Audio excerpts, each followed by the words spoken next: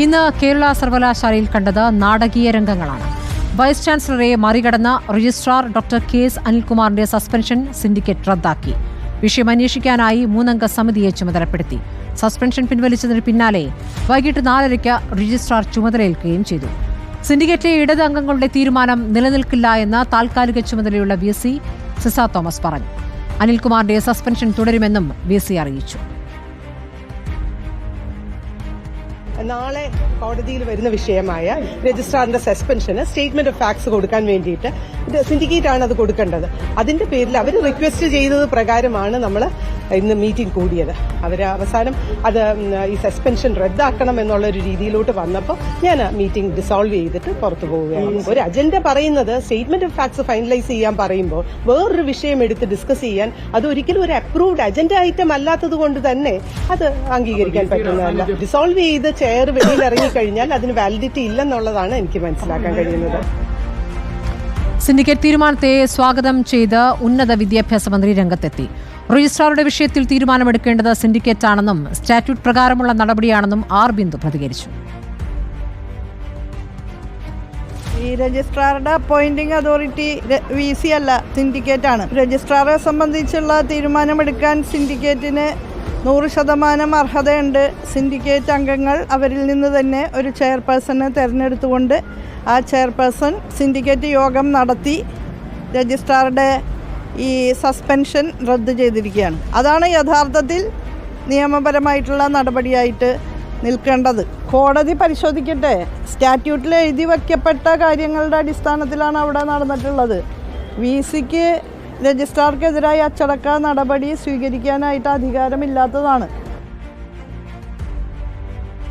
നാളെ സിൻഡിക്കേറ്റും VCയും വെവ്വേറെ സത്യവാങ്മൂലങ്ങൾ ഹൈക്കോടതിയിൽ സമർപ്പിക്കും. വിഷയത്തിൽ കോടതി എന്ത് തീരുമാനമെടുക്കുമെന്നാണ് കണ്ടറിയേണ്ടത്. ഗോപാൽ ഷീലാസനൽ വിവരങ്ങളുമായി.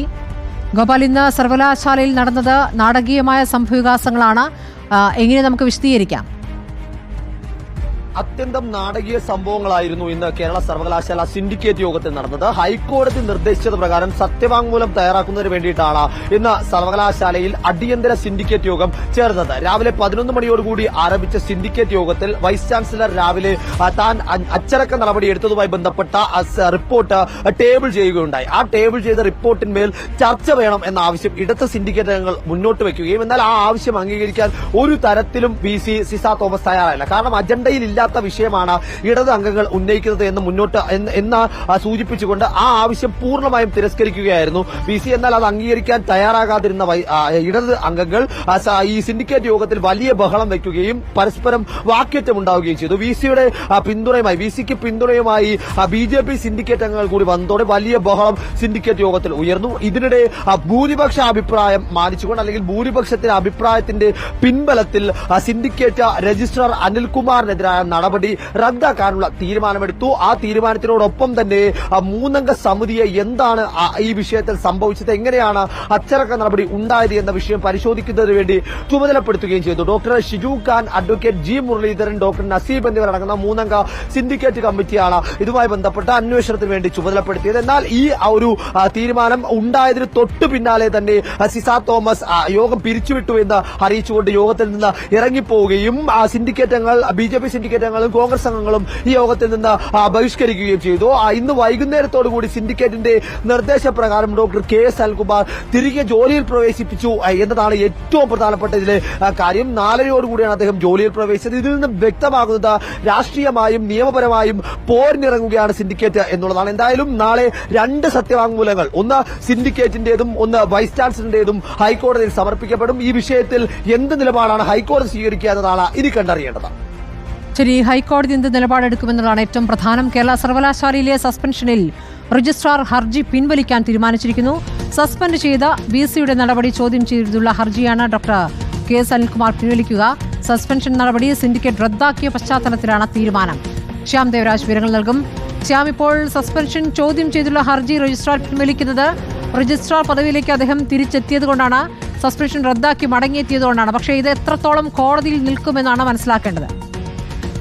സ്മൃതി, ഇതിൽ ഏറ്റവും പ്രധാനപ്പെട്ട കാര്യം ഇക്കാര്യം നാളെ ജസ്റ്റിസ് DK സിംഗ് അധ്യക്ഷനായ സിംഗിൾ ബെഞ്ചിന്റെ പരിഗണനയ്ക്കാണ് വരുന്നത്. നേരത്തെ ജസ്റ്റിസ് S നാഗരേഷ് അധ്യക്ഷനായ സിംഗിൾ ബെഞ്ചിന്റെ പരിഗണനയ്ക്ക് വന്നപ്പോഴാണ് രജിസ്ട്രാർക്കെതിരെ ഹൈക്കോടതി വലിയ വിമർശനം ഉയർത്തിയത്. കാരണം ഗവർണറെ അവഹേളിച്ചു എന്നതടക്കമുള്ള വിമർശനങ്ങളാണ് ഹൈക്കോടതിയുടെ ഭാഗത്തു നിന്നുണ്ടായത്. നാളെ മറ്റൊരു ബെഞ്ചാണ് പരിഗണിക്കുന്നത്, അതായത് ജസ്റ്റിസ് DK സിംഗ് അധ്യക്ഷനായ ബെഞ്ച്. ഈ ബെഞ്ചിന് മുന്നിലാണ് ഈ സിൻഡിക്കേറ്റ് കേരള സർവകലാശാല രജിസ്ട്രാറുടെ സസ്പെൻഷൻ പിൻവലിക്കാൻ തീരുമാനിച്ച സാഹചര്യത്തിലും ഡോക്ടർ KS അനിൽകുമാർ അവിടെ സസ്പെൻഷൻ കഴിഞ്ഞ് ജോലിയിൽ തിരികെ പ്രവേശിച്ച സാഹചര്യത്തിലും ഈ ഹർജി ഇനി നിലനിൽക്കുന്നതല്ല എന്നും അതുകൊണ്ട് ഹർജി പിൻവലിക്കാൻ തയ്യാറാണ് എന്ന കാര്യം ഹൈക്കോടതി അറിയിക്കുകയും ചെയ്യും.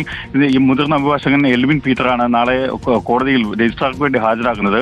സ്വാഭാവികമായും അഭിഭാഷകൻ ഇക്കാര്യം സിംഗിൾ ബെഞ്ചിനെ അറിയിക്കും. ഇതിന്മേൽ ഹൈക്കോടതി എന്ത് നിലപാട് സ്വീകരിക്കുന്നതാണ് ഏറ്റവും പ്രധാനം. കാരണം നാളെ സർവകലാശാലയുടെയും ഒപ്പം വിസിയുടെയും വൈസ് ചാൻസലറുടെയും നിലപാട് നേരത്തെ ഹൈക്കോടതി സിംഗിൾ ബെഞ്ച് ചോദിച്ചിരുന്നു.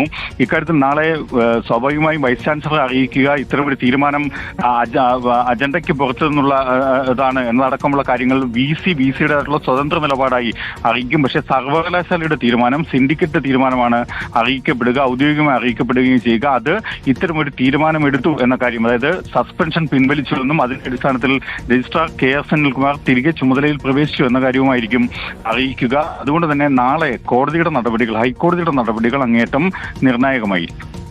ശരി, ശ്യാം ദേവരാജാണ് വിവരങ്ങൾ നൽകിയത്.